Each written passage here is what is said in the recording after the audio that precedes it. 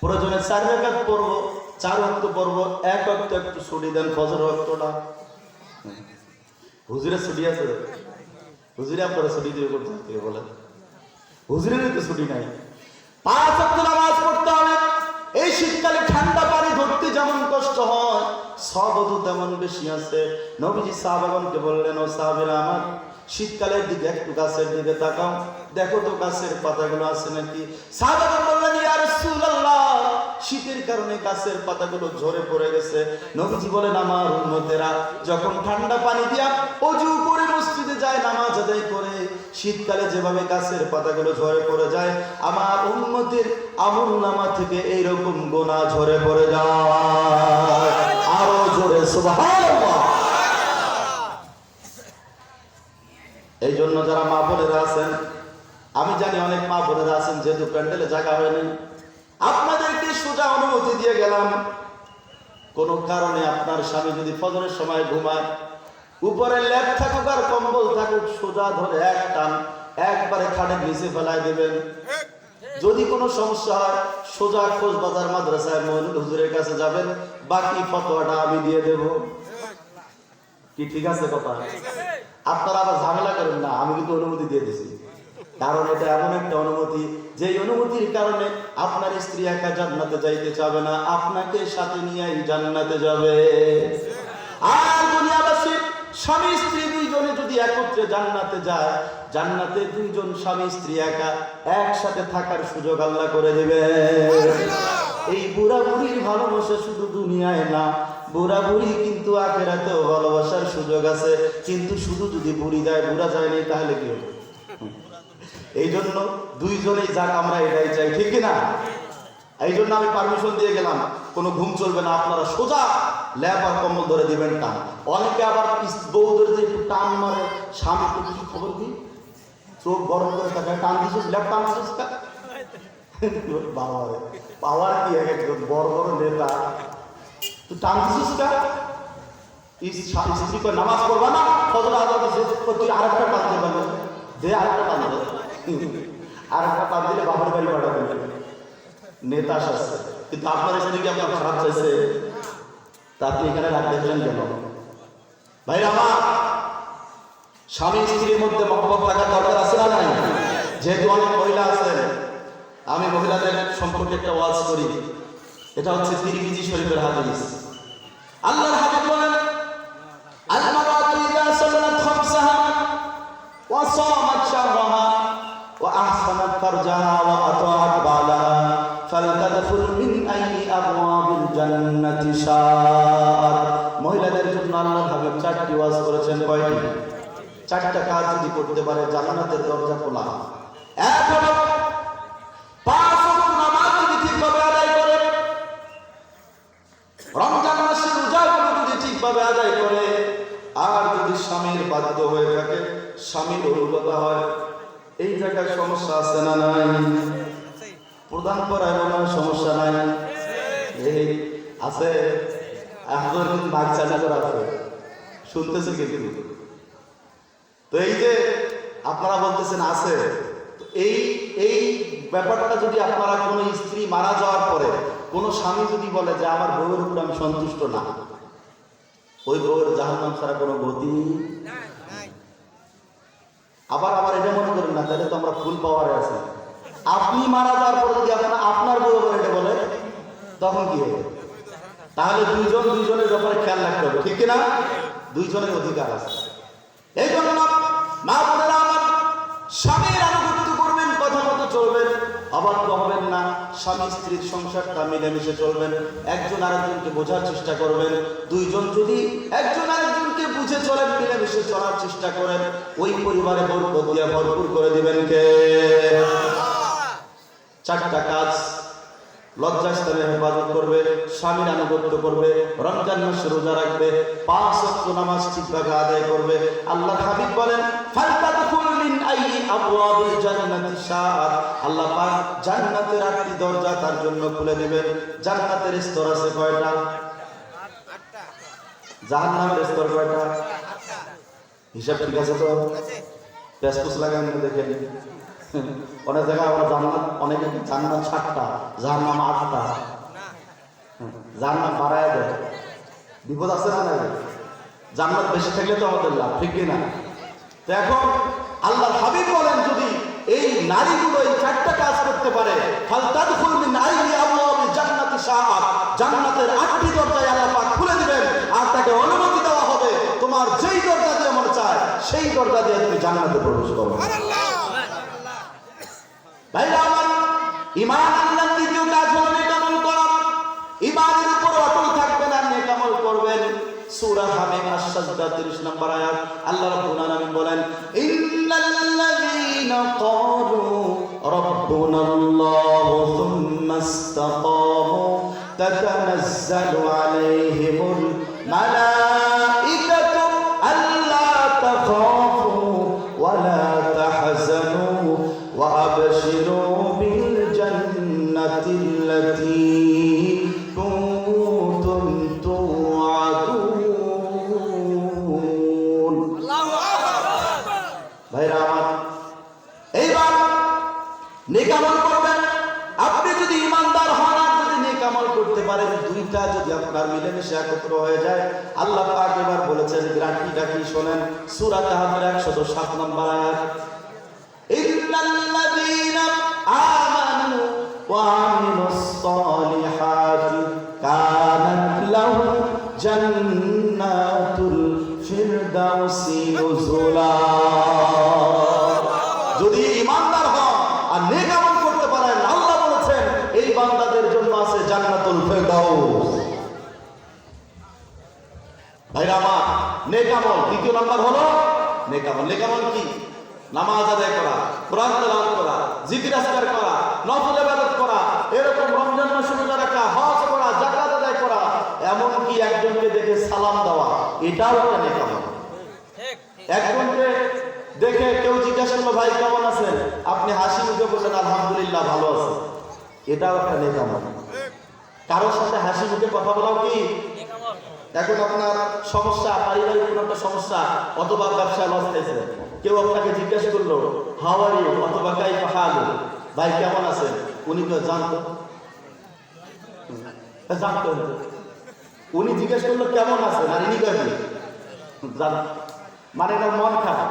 ভাই আপনি বিশ্বাস করেন, ইবনে মাজার একটা হাদিস আছে, আল্লাহর হাবিব বলেছেন যে তোমার ভাই যখন তোমাকে প্রশ্ন করলো আপনি কেমন আছেন, তখন তুমি হাসি মুখে জবাব দিয়ে বলবা আলহামদুলিল্লাহ আলা কুল্লি হাল। আমার কি হয়েছে তাতে আমার যায় আসে না, ব্যবসায় লস হলো তাতে কি হয়েছে, পারিবারিক সমস্যা হয়েছে তাতে কি হয়েছে, সব যখন তুমি যখন আমাকে প্রশ্ন করলা কেমন আছেন, তখন আমাকে বলতেই হবে আল্লাহ যে অবস্থায় রেখেছে আমি ভালো আছি।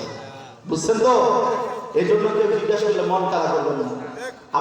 আপনি যতই কষ্ট থাকবেন না কেন, কেউ বলবে হুজুর কেমন আছেন, মুস্কি হাসি দিয়ে বলতে আলহামদুলিল্লাহ ভালো আছি, আপনি কেমন আছেন, এটাই ইসলাম। সুবহানাল্লাহ বলেন। এটাও একটা ইবাদত।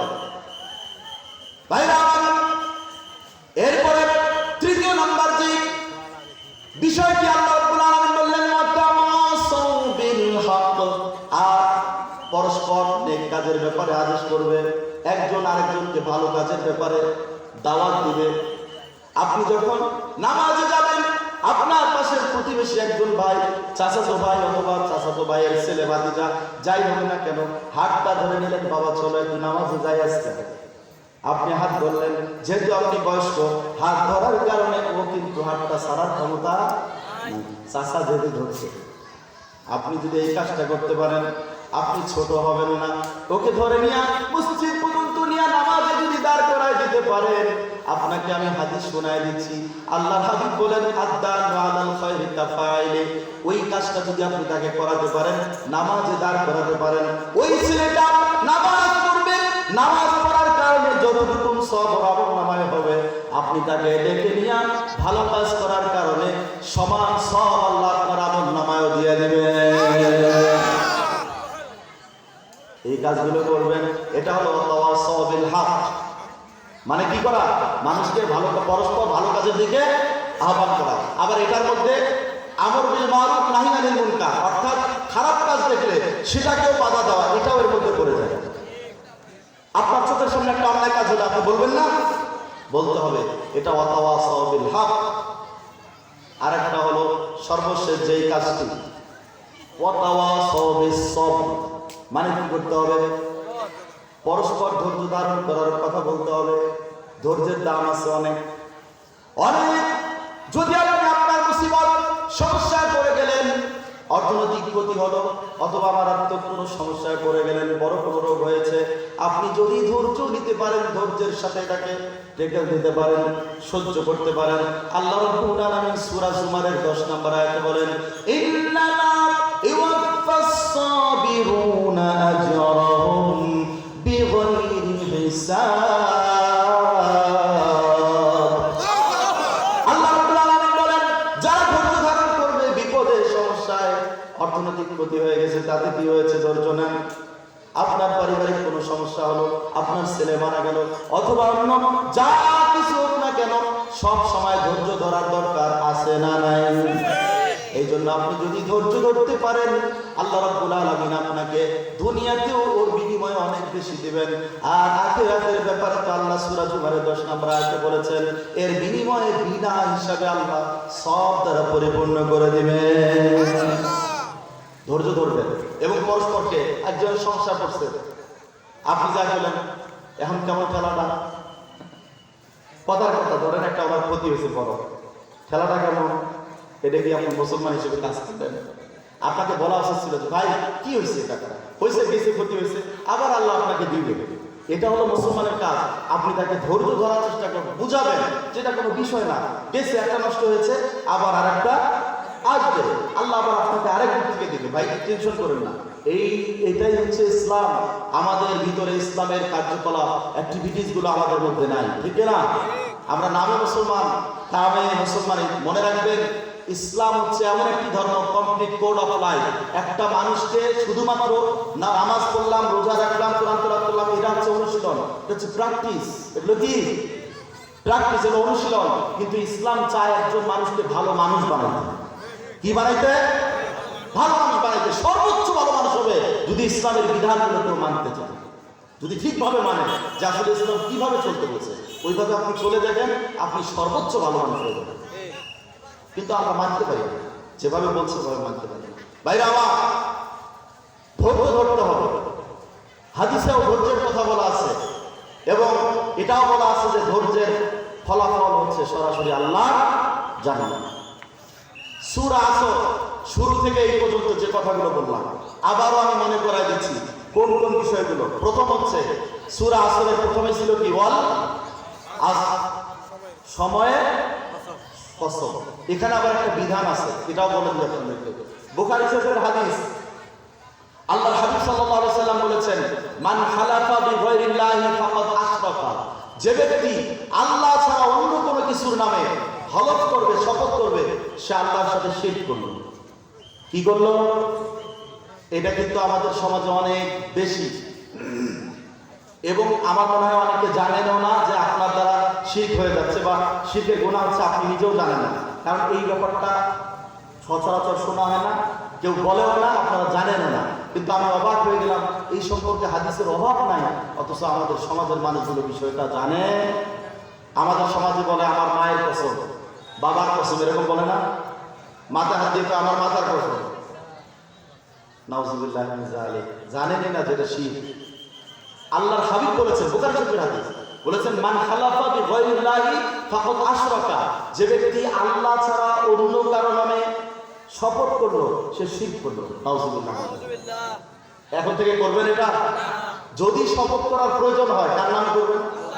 শুধুমাত্র বললেন আল্লাহর কসম, এভাবে বলবেন। আরবিতে বলা হয় ওয়াল্লাহি। কি বলা হয়? ওয়াল্লাহি। তিনটা শব্দ ব্যবহার করা হয়। নারায়ে তাকবীর। প্রধান বক্তার আগমন, প্রধান বক্তার আগমন, শুভেচ্ছার স্বাগতম, নারায়ে তাকবীর। আলহামদুলিল্লাহ, আমাদের মেহমান চলে আসছেন, আমি শুধু বিদায়টা বলেই চলে যাচ্ছি। তাহলে আল্লাহর নামে শপথ করতে হবে। কার নামে? অন্য কারো নামে কি শপথ করা যাবে? আল্লাহ ছাড়া অন্য কিছুর নামে করলে কি হবে? আর শিরক হলে কি হবে? আপনার জীবনে যত আমল করছেন এই পর্যন্ত সব কি? সব করবেন না। বুখারী শরীফ 1237 নম্বর হাদিস, আল্লাহ হাবিব সাল্লাল্লাহু আলাইহি ওয়াসাল্লাম বলেন,